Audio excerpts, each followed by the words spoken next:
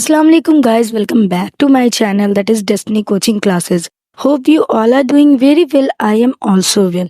तो दोस्तों, कल मैंने आप लोगों के साथ एक टॉपिक शेयर किया था जो कि था कि स्टॉक मार्केट में इन्वेस्टमेंट कैसे शुरू करें। उसका फर्स्ट पार्ट मैंने अपलोड कर दिया है। आप में से जिन्होंने भी वो वीडियो नहीं देखा, मैं लिंक डिस्क्रिप्शन बॉक्स में दे दूंगी, आप जाके चेक कर सकते हैं। और आज ये पार्ट 2 है जिसमें हम लोग डिस्कस करने वाले हैं आगे का जो भी फर्दर प्रोसेस होता है इन्वेस्टमेंट शुरू करने के लिए और कुछ चीज़ें जो दिमाग में रखनी पड़ती हैं वो। तो चलिए बिना किसी देरी के शुरू करते हैं।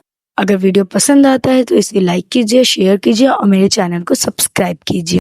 अच्छा, और एक चीज़ आती है कि लर्न बिफोर यू इन्वेस्ट। आप जब इन्वेस्ट कर रहे हैं तो आपको पहले किस चीज़ की जानकारी होना चाहिए। स्टॉक मार्केट में निवेश करने से पहले आपको बेसिक नॉलेज होना जरूरी है। आपको ये पता होना चाहिए कि शेयर्स, बॉन्ड्स, म्यूचुअल फंड क्या होते हैं। ऑनलाइन कोर्सेज, यूट्यूब वीडियोस और फाइनेंस बुक आपकी नॉलेज को इन्हेंस करने के लिए बेस्ट है। तो आपको ये इन टर्म्स के बारे में नॉलेज होना जरूरी है। एग्जाम्पल, एक नए इन्वेस्टर ने बिना नॉलेज के एक स्टॉक में इन्वेस्ट किया और जब उसको प्राइस गिरने लगा तो उसने घबराकर अपने शेयर्स बेच दिए। रिजल्ट क्या हुआ? उस इन्वेस्टर को लॉस हो गया। अगर वो थोड़ा और नॉलेज रखता तो शायद वो ये समझ पाता कि मार्केट में अप्स एंड डाउन्स होते रहते हैं। देखिए, 5th पॉइंट है हमारा कि डाइवर्सिफाई योर पोर्टफोलियो, यानी कि अपने पैसों को बांट कर लगाएं।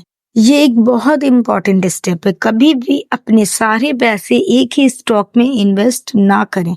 अलग अलग सेक्टर्स या इंडस्ट्रीज के स्टॉक्स खरीदें ताकि रिस्क कम हो।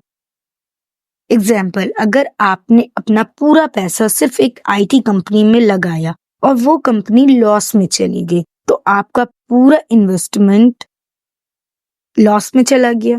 लेकिन अगर आपने IT, फार्मा और बैंकिंग सेक्टर में अपना पैसा बांट के यानी डाइवर्सिफाई करके इन्वेस्ट किया तो एक सेक्टर के गिरने पर भी आपका नुकसान कम होगा। तो ये हो जाता है अपने पैसे को बांट के लगाना। 6 पॉइंट है हमारा, invest with a long term perspective. कभी भी पैसा लगाएं तो ये सोच के लगाएं कि आप लॉन्ग टर्म में लगा रहे हैं। स्टॉक मार्केट में पेशेंस बहुत जरूरी है। हमेशा लंबी अवधि का सोचकर निवेश करें।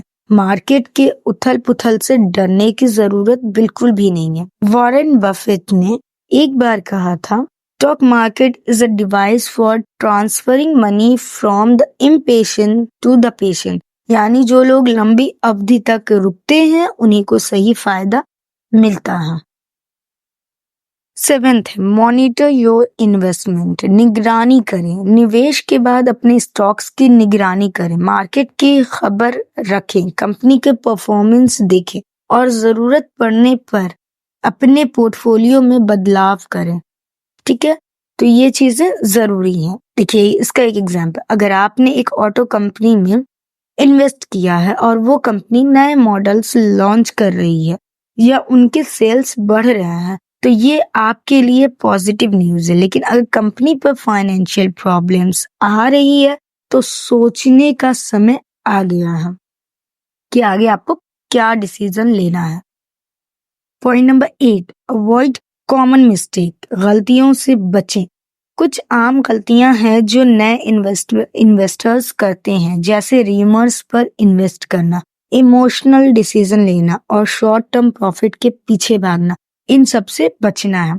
अगर किसी ने आपको बोला कि कोई एक कंपनी है, XYZ कोई कंपनी है, उस कंपनी के शेयर्स नेक्स्ट वीक डबल हो जाएंगे, बिना रिसर्च किए आपने क्या किया?